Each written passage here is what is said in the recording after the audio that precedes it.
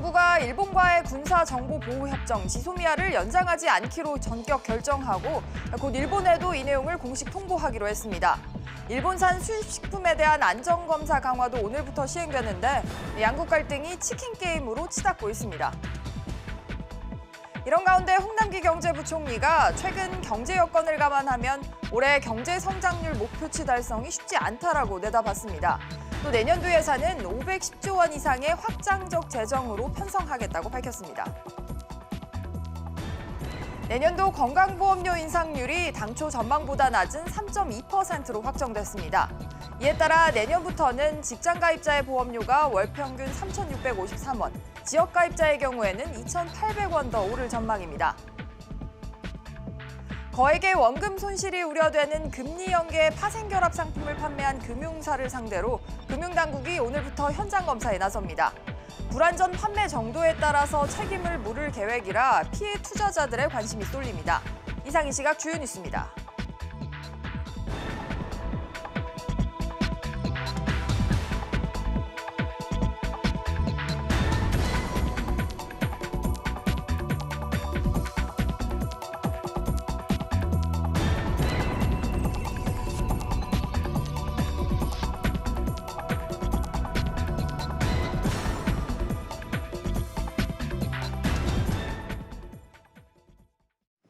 시청자 여러분 안녕하십니까? 백브리핑 시시각각 시작합니다.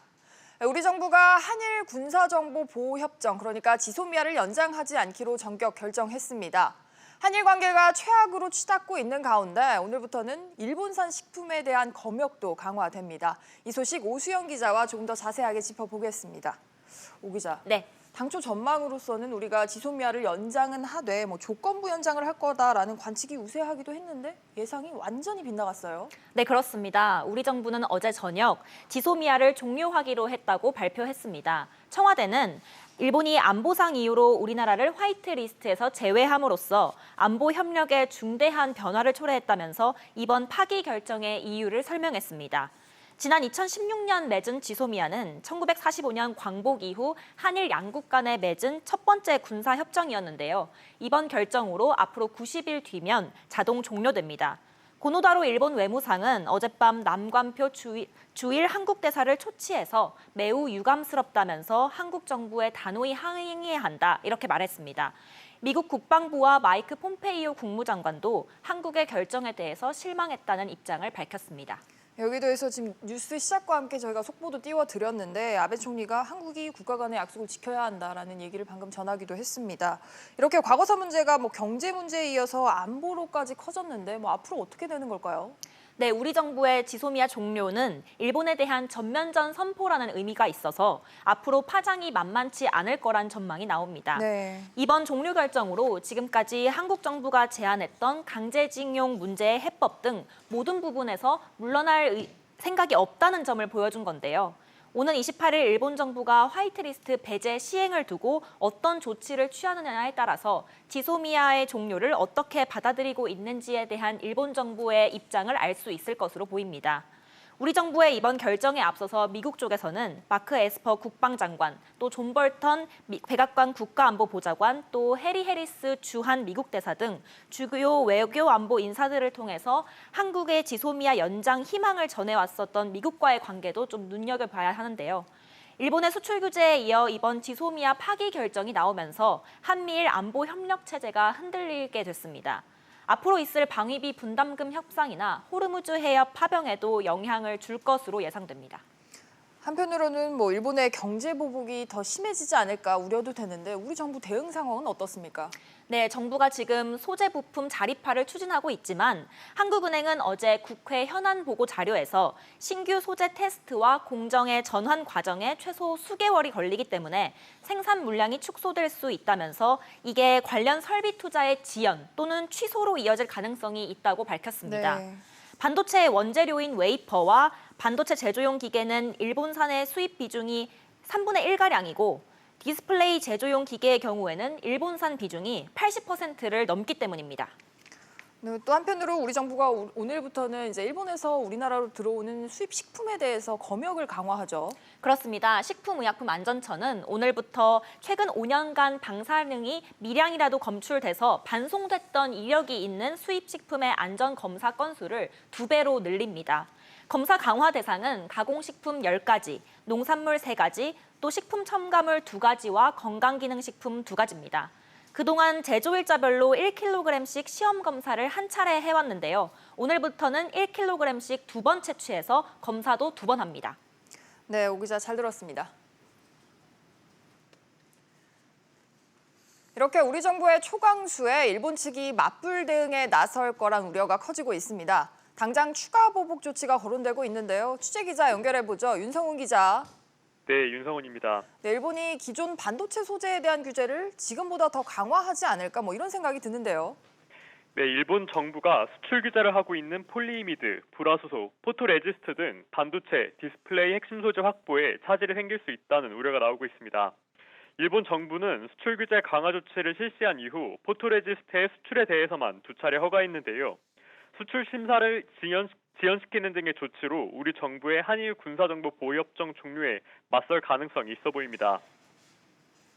그렇군요. 반도체 외에 다른 분야에서 추가 보복 조치가 이루어질 가능성도 있을까요?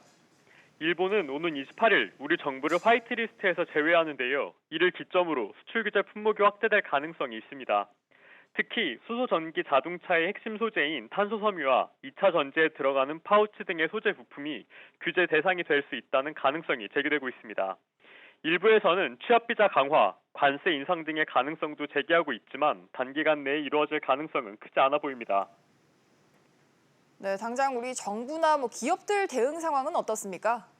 이낙연 국무총리는 오늘 오전 서울 정부청사에서 부처 장관들과 비공개 회의를 열고 지소미아 종료에 따른 정부 후속 대응 방향을 논의했습니다. 삼성전자와 SK하이닉스는 핵심 소재의 수입처를 바꾸기 위해 벨기에와 중국 등의 업체와 접촉하고 있는 것으로 알려졌습니다.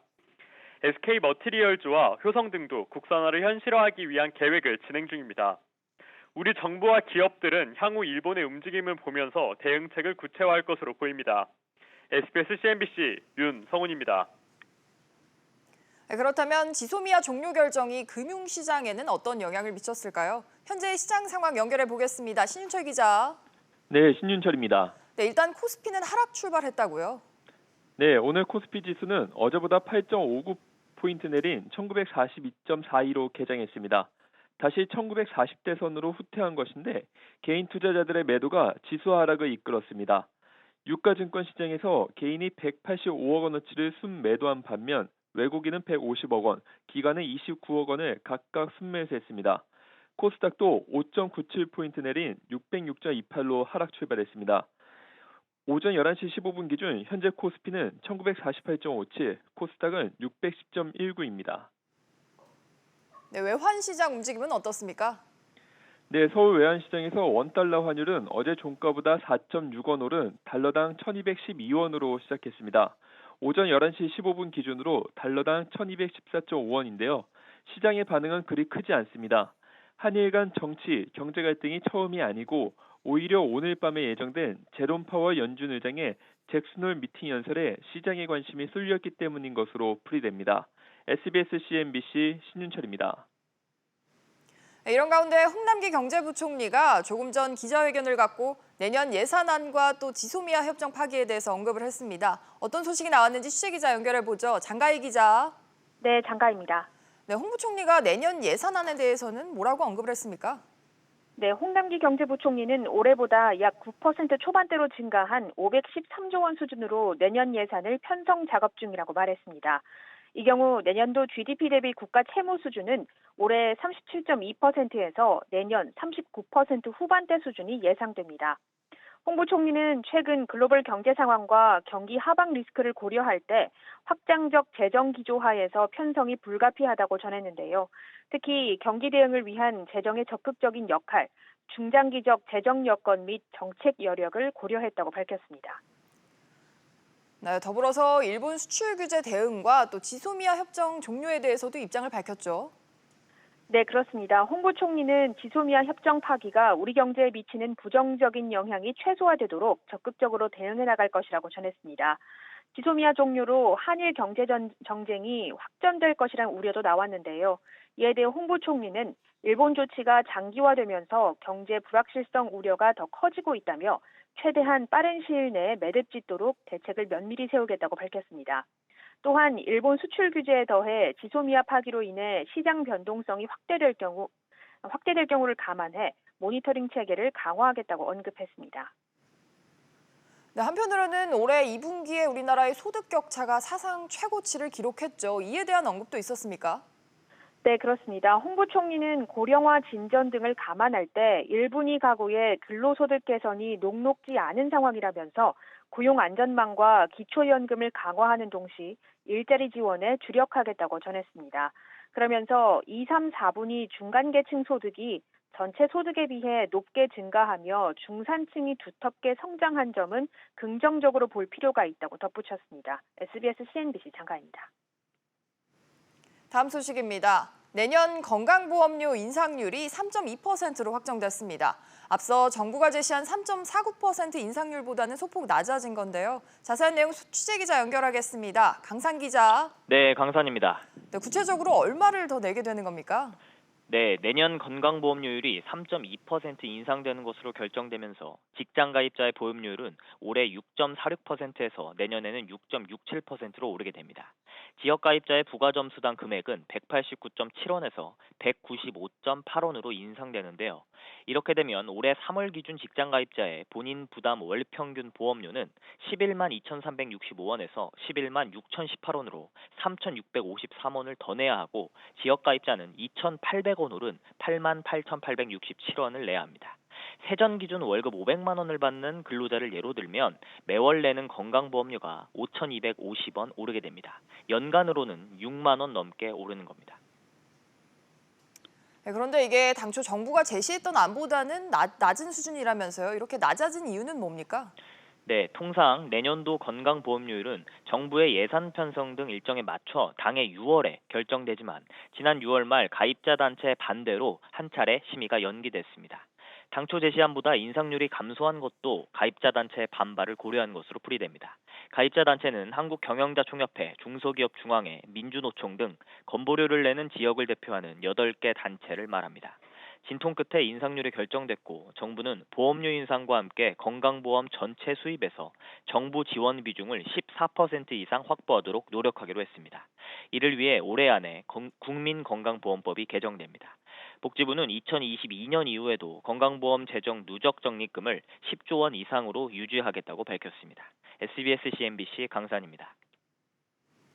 오늘부터 금융당국이 금리연계 파생 결합 펀드 DLF의 불안전 판매 관련해 검사에 착수합니다. 상품 설계부터 판매까지 전 과정에서 금융권의 불완전 판매가 없었는지 등을 집중 검사할 것으로 보이는데요. 취재기자 연결해보죠. 박규준 기자. 네, 금융감독원입니다. 네, 금융사 어느 곳으로 검사를 나갑니까? 네, 오늘 금융감독원 일반은행 검사국은 우리은행에 대한 검사에 착수했습니다. 우리은행 검사가 끝나면 하나은행에 대한 검사에 돌입하는 식으로 순차적으로 검사를 진행하기로 했는데요. 262억 원 규모로 반대 구조의 DLF를 판매한 국민은행에 대해선 현재로선 검사 계획이 없는 것으로 알려졌습니다. 우리은행의 첫 타깃이 된 건 이 판매액이 4,012억 원으로 가장 많은 데다가 은행 중에서 유일하게 판매한 독일금리 연계 DLF가 95% 손실이 예상되기 때문입니다. 이 검사와 함께 금감원 분쟁조정국은 다음 주 월요일부터 이 분쟁조정 신청권에 대한 민원 현장 조사에도 돌입하기로 했습니다. 네, 아무래도 불완전 판매 부분이 핵심 검사 대상이겠죠. 네, 맞습니다. 특히 금감원은 우리은행이 이 독일금리 연계 상품을 판매한 시점에 의구심을 가지고 있습니다. 이 우리은행은 독일 국채 10년물 금리가 마이너스로 전환된 3월부터 이 상품을 팔기 시작했기 때문인데요. 이 때문에 판매 과정에서 금리가 더 내려갈 일은 없다. 또 원금 손실 가능성은 없다는 식으로 불완전 판매를 했을 가능성이 제기됩니다. 또한 이 상품을 팔기로 한 내부 의사결정 과정, 또 이 증권사와 운용사 측에 상품을 주문 제작하는 OEM 펀드 여부 등도 집중 들여다볼 것으로 보입니다. 네, 이런 가운데 어제는 금융위와 금감원의 수장들이 판매은행을 직접 지적하는 발언을 했다는데 이건 어떤 내용입니까? 네, 최종구 금융위원장은 어제 이 국회 정무위 전체 회의에 출석해서 이 많은 투자자가 거액의 손실을 본 만큼 은행의 고위험 상품 판매 등 문제에 대해서 이 금감원 검사 이후 종합적으로 판단하겠다고 말했습니다. 윤석권 금감원장도 어제 이 금융회사가 수익 창출을 위해서 고객에게 위험을 전가한 건 아닌지 의문이 된다고 지적했습니다. SBS CNBC 박규준입니다. 애플이 중국 최대 디스플레이 업체인 BOE로부터 스마트폰용 OLED 패널을 공급받을 가능성이 커졌습니다. 어떤 내용인지 취재기자 연결하겠습니다. 정인아 기자. 네, 정인아입니다. 네, 정 기자. 애플이 상대적으로 가격이 저렴한 중국 업체로부터 이 스마트폰용 OLED 패널을 사용할 가능성이 커졌다고요? 네, 외신들은 애플이 중국 BOE의 OLED 패널을 채택하기 위한 최종 조정에 들어갔다고 밝혔습니다. 현재 애플은 OLED 패널 대부분을 삼성 디스플레이로부터 공급받고 있습니다. 그동안 애플은 부품 협력사를 복수로 채택하는 방침을 고수해 왔는데요. 이번에도 애플이 상대적으로 가격이 저렴한 중국 제품을 채택하면서 삼성 의존도를 낮추는 게 아니냐는 관측이 나오기도 하고 있습니다. 애플이 중국 제품을 채택할 경우 삼성 제품에 비해 조달 비용을 20% 정도 줄일 수 있다는 예측이 나오기도 했습니다. 그런데 현재 글로벌 스마트폰용 OLED 시장에서는 삼성이 거의 독보적이라서 이번에 이렇게 중국 제품이 채택되면 아무래도 스마트폰 부품업계의 지각 변동이 일어날 수도 있겠네요. 네, 지난 1분기 기준 스마트폰용 OLED 시장 점유율을 보면 삼성 디스플레이가 86.37%를 차지하고 다음으로 중국 BOE가 8.45%, LG 디스플레이가 3%를 차지하는 정도였습니다. 애플이 공급업체에 중국 BOE를 추가할 수 있다는 소식과 함께 일각에선 LG도 애플의 두 번째 OLED 공급업체가 될 수 있다는 예측이 나오고 있습니다. 여기에 도널드 트럼프 미국 대통령이 현지 시간으로 이틀 전 애플의 최대 경쟁사인 삼성이 관세를 내지 않는 게 불공평하다고 언급했는데요. 이를 두고 미국이 삼성 제품의 수출 문턱을 높일 수 있다는 전망도 나오고 있습니다. SBS CNBC 정인아입니다. 매물로 나온 아시아나항공의 예비 입찰이 다음 달 초에 실시가 됩니다. 애경과 KCGI가 인수 이사를 밝힌 가운데 새로운 기업이 더 나타날지 관심이 높아지고 있습니다. 취재기자 연결하겠습니다. 이한나 기자. 네, 이한나입니다. 네, 아시아나항공의 매각 절차 현재 어떻게 진행이 되고 있습니까? 네, 아시아나항공의 매각 주관사인 크레디트 스위스 증권이 다음 달 3일 예비 입찰을 연다고 예비 인수 후보자들에게 통보한 것으로 알려졌습니다. 크레디트 스위스 증권은 예비 입찰자들에게 인수 후 유상 증자 규모, 산업은행 등으로부터 지원받은 전환사채를 상환하는 방안 등을 제출해달라고 통보한 것으로 알려졌습니다. 인수 이후 정상화하는 데 필요한 자금 조달 방안까지 요구한 셈입니다. 네, 현재까지 인수가 유력한 곳들로는 어디가 꼽힙니까? 네, 현재 공식적으로 인수 의사를 밝힌 곳은 애경그룹과 KCGI입니다. 하지만 아시아나항공 예상 인수금액 2조 원과 부채 7조 원을 단독으로 부담하기에는 두 곳 모두 자금력이 약하다는 평가입니다. 일부에서는 애경이 몇몇 그룹과 공동 인수를 추진할 것이라는 관측도 나오고 있습니다. 하지만 당초 이름이 언급됐던 한화, SK 등은 아직까지 움직임이 없습니다. 네, 결국 새 주인을 만날 수 있을지 아직까지는 불투명한 불확실한 상황이군요. 이런 가운데 매각 흥행에는 악재까지 더해지고 있다고요. 네, 일본 여행 보이콧과 중국 신규 증편 금지 등으로 실적 개선이 당분간 어려운 상황입니다. 아시아나항공의 올해 2분기 영업 손실은 1,241억 원, 당기순 손실은 2,024억 원을 기록했습니다. 인수를 타진하는 쪽 입장에서는 부담이 될 수밖에 없는데요. 올해 반기말 아시아나항공의 순차입금은 2분기 만에 약 2조 5천억 원이 증가해 약 5조 5천억 원에 달합니다. SBS CNBC 이한나입니다. 대법원이 복지 포인트는 임금으로 볼 수가 없다라고 첫 판결을 내렸습니다. 복지 포인트가 통상임금에 포함된다는 1심과 2심 결과를 뒤집은 건데요. 어떤 내용인지 취재기자 연결하겠습니다. 오정인 기자. 네, 오정인입니다. 네, 복지 포인트는 통상임금이 아니다. 이렇게 첫 판결이 나왔어요. 네, 어제 대법원은 서울의료원 직원 540여 명이 회사를 상대로 낸 임금 청구 소송에서 복지 포인트는 통상임금으로 볼 수 없다는 취지의 판결을 내리고 사건을 서울고등법원으로 돌려보냈습니다. 서울의료원은 지난 2008년부터 전용 홈페이지를 통해 직원들에게 복지 포인트를 매년 지급해 왔는데요. 이에 직원들은 복지 포인트도 통상임금에 해당한다고 주장하며 지난 2010년부터 3년간 수당을 다시 산정해 지급해달라는 소송을 냈습니다. 그러나 대법원은 1심과 2심 결과와 달리 복지 포인트를 통상임금으로 보기 어렵다고 판단했습니다. 네, 대법원이 원심과는 달리 이렇게 판단한 이유는 뭡니까? 대법원은 먼저 근로기준법상 임금을 근로 대가로 지급되는 임금이나 봉급, 그 밖의 금품으로 봤습니다. 대법원 판결문에서 복지 포인트는 근로와 무관하게 매년 일괄 배정되며 복리 후생 차원으로 지급되는 것이기 때문에 선택적 복지제도일 뿐 통상임금으로 볼 수 없다고 밝혔습니다. 네, 아무래도 그동안 유사한 소송들에도 영향을 미칠 수 있겠네요. 네, 그렇습니다. 현재 대법원 상고심의 진행 중인 관련 사건은 20여 건에 이르는 것으로 알려졌습니다. 이번에 첫 판결이 나오면서 하급시 판결에도 영향을 미칠 것으로 보입니다. SBS CNBC 오정인입니다.